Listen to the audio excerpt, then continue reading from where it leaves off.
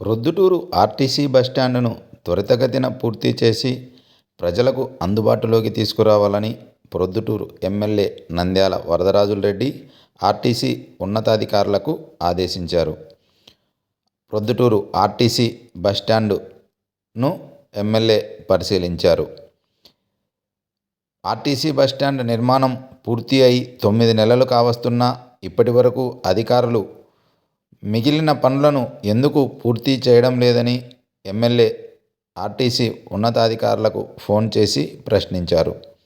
కొత్తపల్లె పంచాయతీ మాజీ సర్పంచ్ కొనిరెడ్డి శివచంద్రారెడ్డితో ఎమ్మెల్యే మాట్లాడారు. కొంత భాగం కల్వర్టు పని ఇంకా పెండింగ్లో ఉండడంతో ఆ పనిని త్వరితగతిన పూర్తి చేయాలని ఎమ్మెల్యే మాజీ సర్పంచ్కు చెప్పారు.